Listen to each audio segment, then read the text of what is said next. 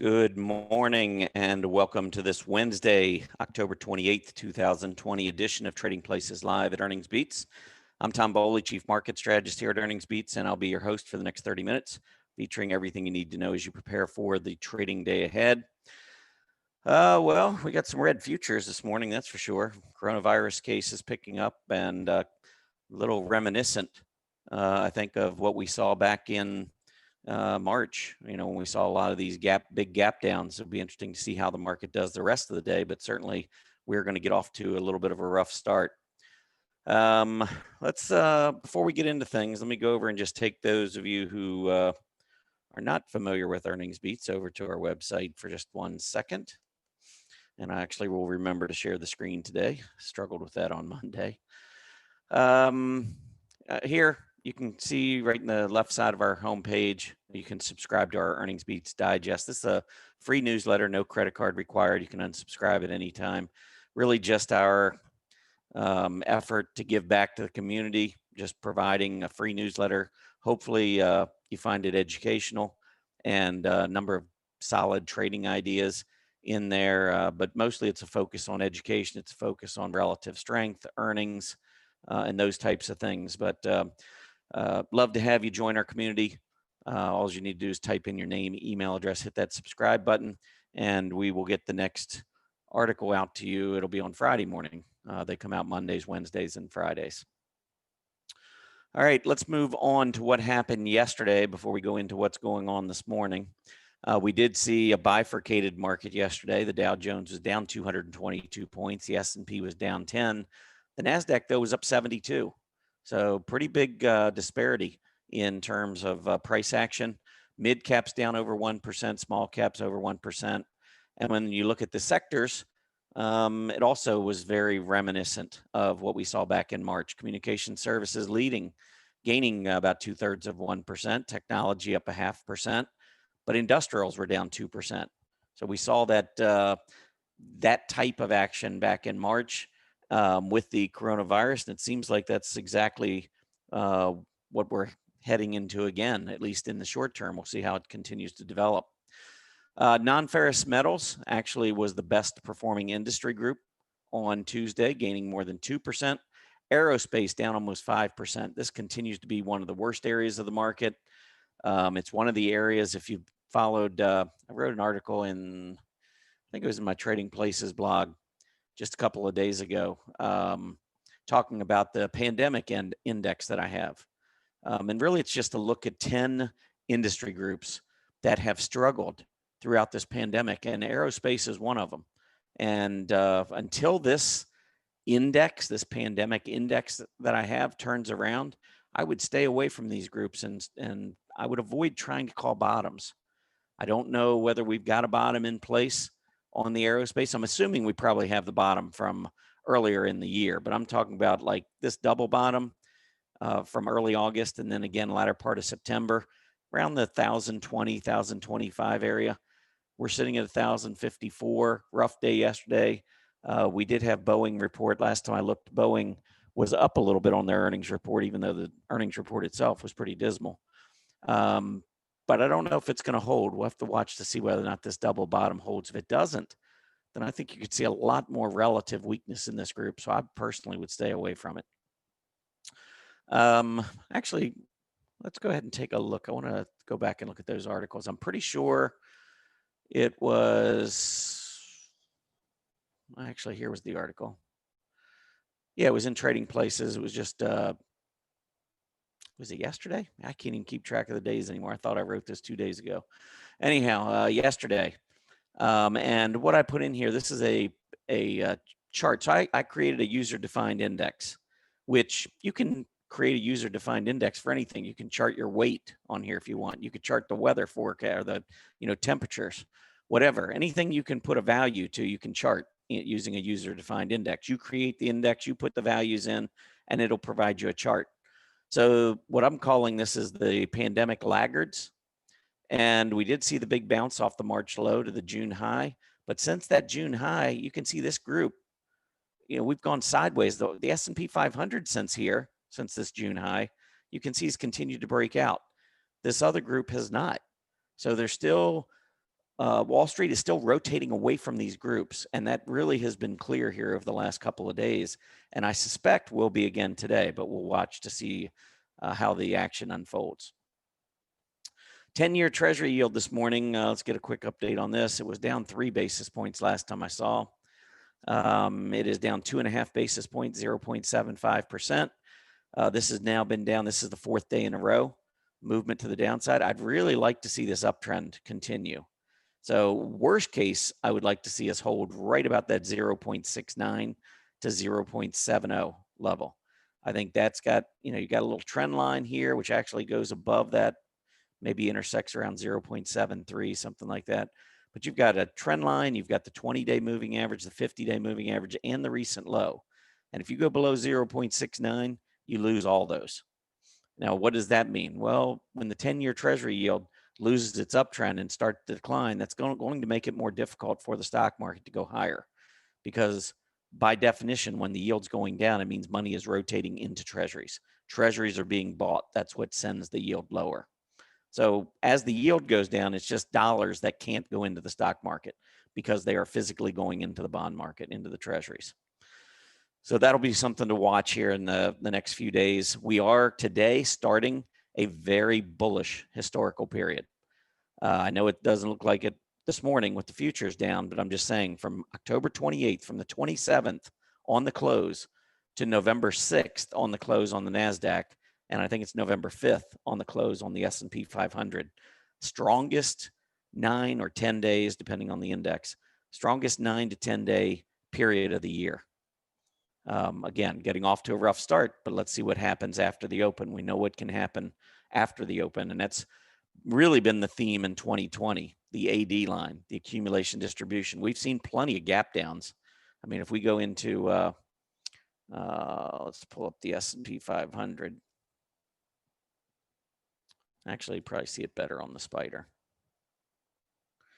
But you can see the gaps, huge gaps back in March, but very few big red candles. Instead, more white hollow candles, meaning that there was buying throughout the day. So we saw these gap downs with failure to continue to take it lower. It was mostly on gaps. I think I went back from, I believe it was right around this date at the end of February through March 23rd. Or maybe even it was April 1st. I don't know. I don't remember exactly the timing, but I remember doing a calculation of how much the spider went down at the open versus what happened during the trading day. And at the open, I think it was 84% of the move to the downside occurred at the opening bell. Only 16% occurred during the day. So it was just the really scary headlines and everybody jumping out at the opening bell, just can't take the pain, selling at the market, at the open. That's what was creating the problems back then. I don't know if we're going to have a similar bout, with the coronavirus picking up again. I don't believe that it will be as drastic, simply because we do have measures now to deal with the pandemic and with the virus that we didn't have back then. But I can't forecast exactly what's going to happen, but I would be watching the recent low that was established on the spider just a couple of days ago, back in the mid 330s. We're probably going to test that at the open, and let's see which way we go from there. I still think the AD line remains pretty strong on the spider. We've been in this longer term uptrend. And so I suspect that even though in the short term things could be a little scary, I suspect we'll bounce, but no guarantees there. I did want to show you a chart, and I've turned a little bit more bullish just because we are in that more bullish period, and a couple of other reasons which I'm about to show you. But one thing that I have mentioned to members, if you are nervous about the virus and you are nervous about the way the market's acting, wait until the turn comes. Since October, maybe 12th, 13th, we've been downtrending. So it's been a couple weeks now. We've been in this downtrend. We can't really go much higher until we break out of this downtrend. So if you're really nervous, stay in cash or move to cash or whatever until we make this break above this trend line. I would say 34.25 is a pretty big level. We could draw this line across here. I've done that before, but that's where we had gap down back in September. Big gap down here on some pretty heavy volume, and the failures came in at 34.25 multiple times. Finally broke out above it, and then look at the 34.25 area holding a couple times, and then we broke below it. So we're going to gap down today. We remain in this downtrend. I would maybe think about holding off if you're nervous, holding off until we get back through that 34.25 level. That would be, that way you don't miss, if we do go back to new highs, you're not waiting to break out. You just want to see this downtrend reverse. Same goes for the NASDAQ 100, the NDX. You can see that move to the downside. Now here, I was looking pretty closely at 11,600. I don't know what that gap resistance is, maybe just a little above 11,600. Once we went above, we were trying to hold this area, fell below, and then we actually came up and we tested it, finished at 11,598 yesterday. So it looks like we're going to gap back down again. But interesting thing I wanted to show you here. Well, actually, yeah, let me show you this. So back in September, do you see this low on September 21st on the S&P? And you see how we had this downtrend in play, and then we went down and put in a new low. Look at the NASDAQ on the same period. Came down, put in that low on September 21st. The NASDAQ didn't move to a new low. NASDAQ actually put in a slightly higher low. So you could already begin to see the subtle shift taking place away from the S&P 500 and into the NASDAQ 100, which is full of growth companies. Why would you do that if the market's going to continue to go down? So it's a little bit of a hint that maybe, just maybe, we were bottoming. And sure enough, when we went and hit that next low on the S&P, that was the bottom. And we had a really nice run to the upside, 10% in 3 weeks. Now, we're moving back down again here, as you can see, starting to roll over under the 20-day. And with today's weakness at the open, we're likely to move to a new low or close to a new low. Well, the NASDAQ showed much more strength here. We didn't really roll over yesterday afternoon. And so with the action today, we'll see where we open, but my guess is we're going to open above this prior low, whereas the S&P may open below it. What happens after that, I think, is going to be kind of important. And this is the other thing I wanted to show you, is that over the past few days, starting on Friday of last week, growth stocks versus value stocks have been bouncing off this double bottom. So money has rotated back into growth these last few days, even though when you look at the S&P, we're going lower, and you look at the NASDAQ, we've been going lower. There's still been this rotation into growth stocks over the past few days. And look what happened back on the 21st. I showed you that S&P chart. The 21st, we went to a new low. NASDAQ 21st, we did not go to a new low. Look at what happened here. Money rotating back into growth as the S&P was going down to one more low. So, these are just subtle things, and they're certainly not guarantees by any stretch. But I do find it a little bit bullish that we're seeing money as the market's selling off. We're seeing money head into growth stocks. That really wouldn't make sense if the market was going to go down for a long period of time and, the economy was really going to be hit. Growth stocks you would want to be getting out of, and that's not been taking place. Yesterday, the other thing I want to point out is yesterday's action. If you look at the leaders, these are leaders that have been leading for a while. So you got non-ferrous metals, and look at the relative strength since March. So the one group that was leading yesterday is a group that's been leading throughout the pandemic. Then you go to broadline retail. Same thing. Here was the March. We broke out in March on a relative basis. We were leading yesterday. Gold mining, internet stocks have broken out to a new high. Yesterday, the market was selling off, but internet stocks went up on a relative basis. Software. All these names are so familiar. Look at software, been doing great during the pandemic. Computer hardware, same thing. So you can see that the strength coming in yesterday, in many cases, here's recreational products starting to show some strength again. But look at the March low, and then what happened after the pandemic. Everybody rushed into recreational products. That group did well yesterday. And so I could just go right down the list. But if I flip this and we take a look at the bottom, then we've got aerospace. Now check these out. So one of the groups that got hammered back during the pandemic, breaking back near a 52-week relative low. Life insurance, big hit back in March, remains weak.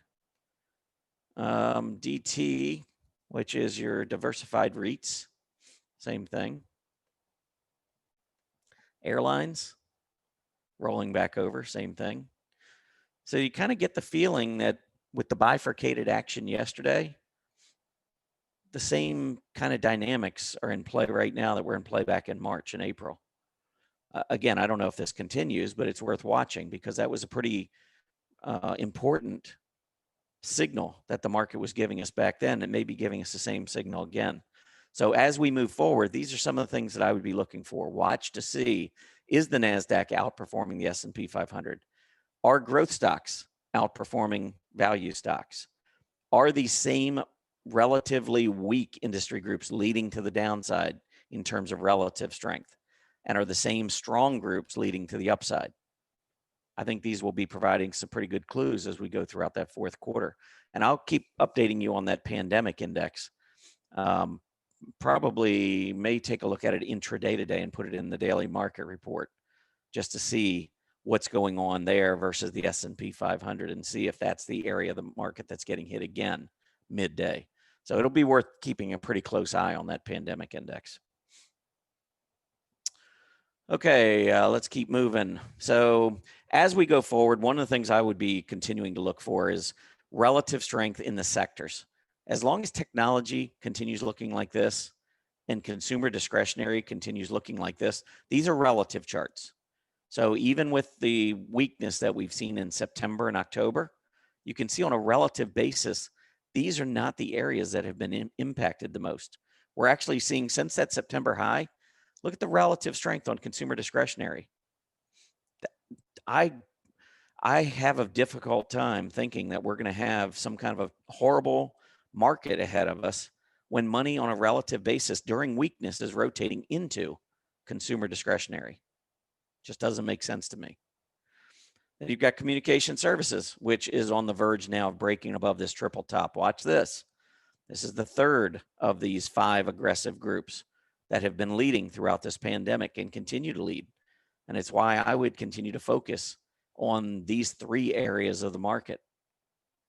Materials have done pretty well, but I'm still nervous about the dollar. I'm not quite sure I trust materials. Industrials had been doing better, but I'll tell you, some companies that I thought were going to have really good earnings reports, I was really surprised. I'm going to get into earnings in just a minute, but C.H. Robinson, a trucker, getting hit. I mean, the report wasn't bad. Stock's down 5%, 4.5% after that. UPS had a huge beat and initially reacted positively after its earnings came out. Last time I looked, it was down 2 or 3%. But let's take a look at the industrials. And you can see strength was building, but look at what's happening here. This was a group that struggled during the initial stages of the pandemic, came roaring back, but now it's fallen below its 20, which is below its 50. That's not a good configuration. We need to see the industrials bounce back on a relative basis. I think this might be a pretty important key this week as we end the week. Do we see money rotate back into industrials? Financials were bad to begin with. So this is the one group that I think we just really need to, for the most part, ignore. There might be a pocket of strength within the financial space that you can kind of look at, but by and large, financial stocks are not the place to be right now. And I know there's a lot of folks out there saying, well, what about that PPO? Look at that PPO going up. I think technicians get this wrong more than anything else. A rising PPO does not necessarily mean positive strength. When you're below the center line and rising, a lot of times all it means is that your ridiculously weak move to the downside is now not nearly as weak. It's still weak. It's just not as weak. And so the PPO rises. That doesn't tell me to buy. For me, I want my PPO, especially on a relative basis, on a weekly, long-term basis, I want to see enough strength that this goes positive. I mean, look at this cross right here. A lot of people use this cross as a reason to buy into a group. Look at what happened after it crossed. Look at the relative weakness. This has been the worst group, or one of the worst groups to be in, probably not any worse than energy, but it's been one of the worst groups to be in, even though the PPO looks really good. Got to be real careful with these PPOs, MACDs. You got to dig a little deeper than just looking at the line. You got to understand what this means in the big picture, in the whole grand scheme of things. Don't just look at a line. Oh, it's above the trigger line, I should buy. This is what can happen to you. And this is a relative chart, but the same thing happens on an absolute chart. When you have a huge drop on an absolute basis, you get a huge drop in your momentum. And then when you just drop a little bit, you don't drop as fast as you were dropping, your momentum turns up because the rate of decline is not as bad, but it's still declining. So be careful with PPOs. All right, let's see. Next up, let's move on to chart list. I just wanted to show you, I like to look at the strong earnings chart list, and many of the stocks or many of the areas that we've talked about that have been strong, there's a specialty retailer, there's recreational products, renewable energy, software, special consumer services. This has been one of the best areas of the market. Etsy's been one of the best stocks within this group. That's been a great area. Delivery services, FedEx. I mean, you can go right down the line, look at a lot of these high scooter scores and look for industry groups. Software, Cloudflare, Net, been one of the best stocks in the market. Nautilus in recreational products, been very strong. So, and of course, Peloton's up here in recreational products, been very strong. But the stocks are getting pullbacks. This could be an opportunity, especially if the virus kicks in. These are the stocks that led the first time around. I would feel better holding these if the virus continues to pick up than holding, say, Boeing or American Airlines or Norwegian Cruise Lines. Those are companies that are going to have problems getting business in an environment or an economy impacted by the virus. Peloton, it fits them like a glove. So anyway, just wanted to point that out. So just make sure you check out some of the stocks that are on the strong earnings chart list and some of the high scooter scores. Also beware that, the scooter score is basically, the entire score is based on really the last 5 to 6 months of action. So if you had a horrible company 6 months ago, but you've had a nice bounce for the last 6 months, you get a good scooter score. So you want to be careful. L Brands, the number one stock in this list, was a stock that if we go back, I'm going to pull it up on the week for 5 weeks. Look at this. This thing been 5 years. I mean, on a weekly chart. This thing's been going down for the last 5 years. I don't know if it's been going down longer than that or not. I mean, yeah, the scooter is high now. It's come back and it's done very well. But that was in a downtrend. Now it's made this move to the upside. If it lost its 20-week moving average, for instance, I would be very careful, even though it's likely to still have a strong scooter score. So scooters are great, but just like any indicator, they have their limitations, and this is one of them. The only thing LB is, the scooter score is judging LB on is this move right here, and that's why it's a 99.9. If it was a scooter, if there was a long-term scooter, this thing probably would still be down 30. It'd be getting a nice score on the near term, but if the longer term would still be very weak. And so that's something to keep in mind. All right, let's go into earnings because there were a ton of them last night and this morning, and it's only going to pick up here today and tomorrow. Microsoft came out with their earnings. Let me get over to my spreadsheet. All right, so Microsoft came in with earnings $1.82 versus $1.53. So that's looks pretty good, right? Well, today it just picked a bad day to have a good report. Microsoft down almost 3%. Now, is it broken? No, it looks to open around 207. Here's the high, here's the low. You got some pretty nice lows in here, just around 200, maybe just below. If the market's weak for the next couple of days or even next couple of weeks, Microsoft could go down here and test this support area and be just fine. Now, there are a lot of folks that'll say, oh, we've got a head and shoulder, left shoulder, neckline, head, neckline, right shoulder coming down. This is bearish. I'm going to short it. Good luck. I'm not shorting anything in a secular bull market. These head and shoulder patterns, when they do show up, they're only confirmed if you have a significant break on volume. And then when they come back up and test that neckline from underneath, they should fail. So there's a couple things to keep in mind, not just on Microsoft, but any potential topping pattern that you see. I tend to ignore topping patterns in bull markets. I look at this as being sideways consolidation. I don't look at it as head and shoulder. Now, if market breaks down and we start seeing all the growth stocks really take a hit, and we start seeing these breakdowns, then of course, yeah, we have to adjust at that point in time. But based on what I'm seeing right now, I'm not thinking bearish. I'm thinking bullish. I'm thinking buy good stocks on these pullbacks and be prepared to ride them in what normally is a very bullish period. October 27th to January 18th. Best period of the year, best almost 3 months of the year. 61 of the last 70 years, the S&P 500 has gone up during that time. 61 out of 70. That's pretty strong. Of course, this is a pandemic, 100-year pandemic. It's not like this has been anything that we've seen in the last 70 years. It's different. So keep an open mind, but I would not be sitting back thinking the market's going to go a lot lower. All right, other earnings reports. Let me give you some of these that have moved a little bit. Akamai, you can see down over 5%. Akamai reported $1.31 versus $1.23. Now here, if the trade opens at 101, you can see that we are clearly below these prior lows, that and below the 200-day moving average.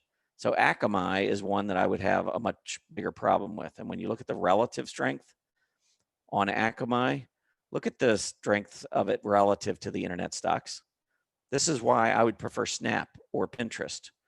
Akamai is not really a very good performer. And speaking of the weakness, relative weakness in this group, Google isn't exactly a high flyer. Google will be reporting tomorrow. And I don't know if you saw, but Microsoft, when they came out, their search revenues declined. Or I'm not sure if they declined or maybe the growth was less than expected, but it was not good. And I don't think that bodes well for Google. And Google already on a relative basis is not performing well. So I wouldn't be comfortable. I'd be very nervous holding Google into its earnings report, even though I like internet stocks. I'd much rather hold Pinterest into earnings than to hold Google. All right, let's go over a few more of these earnings reports. Let's see what else. So I mentioned CH Robinson. This is one of our portfolio stocks, but stock's down 5% with earnings. They came in $1 versus 99 cents. It wasn't a huge beat, but they did beat. They have been a leader in trucking, but the stock looks to open around 95 and change. I would say based on this, that it has a pretty good chance to come down here and test this 92 level. Below the key moving averages, not really a whole lot of support now that it's broken below 98. So I would expect maybe, market makers off this opening low will buy and the stock will rebound. But unless it can close back up over 100, I would probably still be expecting maybe a little bit more weakness as we go forward. First Solar. Now here we go with one getting a good report. And renewable energy I talked about a while back, saying that group had run so much. I expected some big reports out of this group. First Solar. If you look at this on a longer term chart, I'm going to pull up this weekly chart and go back 10 years. First Solar just made this breakout above 80. You can see over the last 7 years, we could not get through $80. We finally did it. Now we've got a breakout with an earnings report sending us up to 92. This looks like a pretty good candidate. This will, depending on how it trades after earnings, this is a stock that absolutely could be on an portfolio when we announce in a few weeks on November 19th. First Solar, by the way, their earnings per share, $1.45. Market was expecting 60 cents. $1.45 versus 60 cents. That's one of the reasons why the stock is trading as nicely as it is. All right, let's see what else. APAM. This is one that I liked going into earnings. It's up 3%. APAM, and it was up a lot more earlier, but they came in 90 cents versus 87 cents. Let's see. MasterCard came out this morning. Stock down 5%. They missed. And you can see the stock actually broke down below these lows even before. And if we pull this stock up and look at a relative chart, up until about 2 months ago, this one looked pretty good on a relative basis, but it has been dropping. The AD line's also been dropping, but it was consolidating. I would have probably been okay with this one. It's had good support that came in around 315, but this kind of breaks all of that. I don't know, unless we get a big reversal on MasterCard after the open, I'd be a little careful. And then let's see, next up, UPS. No, that's not what I wanted. I wanted to go into here. All right, so UPS, the market just opened. So you can see UPS is trading down, looks like about $9. Pull up the chart, $8. So pretty big hit to UPS today. They had a really nice report, 228 versus $1.86. But I have noticed that their relative strength has been falling apart versus FedEx, which has been much stronger. But you can see UPS has been declining for the last couple of months. And so even with a good report, stock under pressure, I would be watching the 158 to 160 area. Hopefully see some support right in there. Let's take a look at a couple more now that we've opened. ADP was looking pretty good pre-market. ADP reported $1.41 versus 97 cents. And we are getting a nice move up, but we need to take out that June high. Many of the stocks that have struggled throughout the pandemic that haven't been able to clear that June high, we really need to see that. What other ones did we have here? Tupperware was getting a huge, this would be the last one. Tupperware looked really good. Stock up 35% with its earnings. They came in at $1.20. Market was only expecting 34 cents. So pretty big move there on Tupperware. Okay, 3 you must see. Let's take a look at these. First 2 are going to be in the footwear area. So I've got Stephen Madden, SHOO. I like the fact that we're making this breakout and the volume is coming in here. AD line breaks to about a 2-3 month high. This has been a really weak performer in footwear, but we know footwear is strong. And now this stock is starting to trend higher and holding on to moving averages, trading better. I'm going to update this and see what's going on today. But eventually what we want to do is get through that $30 level. So let's get an update here. Yeah, down a little bit today. That's not surprising. Watch that rising 20-day moving average. Next up, SKX, Skechers. Now, Skechers also moving up, trying to get through that June high, clearly on a relative basis, not one of the best performers. But in addition to starting to trade above its 20-day moving average, I just want to show you this. This is one of the weirdest seasonality charts that you're ever going to see. And when I pull this back 20 years, I want you to look at May through October. The average monthly gain over the last 20 years, May minus 0.3%, June plus 0.6, July plus 0.9, August plus 0.9, September minus 5.7, and then October minus 1.5. So if you net those 6 months, you're in negative territory. Then we go into October, 6.5, December 0.5, January 5.2, February 4.7, March 2.4, April 10.7. You add those up, and that's 7, 12.2, 16.9, 19.3. That's 30%. On average, Skechers goes up 30% from the beginning of November through the end of April over the last 20 years. And you can see it. I mean, it's not like these that it goes up 90% of the time, but these bars here, 63% going higher in November, 58 in December, 65 in January, 70 in February, 55 and 60. All of those are higher than these others here in the middle. So the tendency for the stock to go higher is there. Plus the average gains are just crazy. This is like the tale of 2 stocks, November to April and then May to October. So wanted to point that out. So Skechers is looking better technically, just as it gets ready to enter into a very strong period, and with footwear very strong. So Skechers is one obviously to keep an eye on. The last chart I wanted to show you is Guardian Health. Biotechs have really struggled. Guardian had a big day yesterday. Volume was picking up, didn't make a breakout, but on its recent pullback, held the price support level, been bouncing off the 50-day. And I just bring it up because there aren't too many biotechs that are looking like this relative to the biotech peers, breaking out to a new 52-week high. So stock hasn't broken out yet. We may continue to consolidate, but this is one to keep an eye on. If we get a breakout above 115 and a close above that level, I think that would be bullish for Guardian. All right, a couple things let's take a look at first before we go. Got the Dow down 500, NASDAQ down 200. NASDAQ is down just as much as the others today. The VIX up 12%, 37. I'm going to pull the VIX up real quick. Actually, let's pull up a chart because I want to see where the high was. This is actually going up to where we were in September. Remember when we had the sell-off with the sentiment issues? We're going up and testing this. If we get a long tail to the top and reverse back down, I think a bottom is going to be in. That's what I would be watching for. That would be another signal to me that a bottom is in, especially if we go up. Let me see what that high was. The high was 38.28. Right now we're at 37.66, got to 38.13. So if we go up through that 38.28 level today and the market's selling off, and then we reverse and we go back down into the mid 30s and leave a long tail to the upside, I think that that is probably a pretty good sign that the worst, at least in the near term and probably longer term, given the quarter we're in. But I would think the worst is going to be behind us at that point. We'll see. Last, I do want to show you those charts I showed earlier because I want to see what they look like. So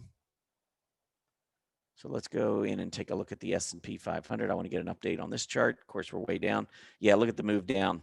So we have gapped down. We're now down 63 points, almost 2%. Clearly still in this downtrend. Testing, and actually this was the next level I was looking at, was this bottom, 33.25. So we lost 34.25. Now we're down to 33.25. If we bounce off of that, that's the range I would be looking at, that 100-point range. The NASDAQ, let's see. So this was a big hit here.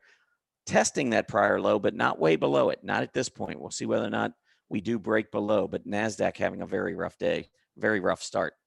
And then growth versus value. I wanted to see what this one, see how far it went. Actually, it hasn't gone down much.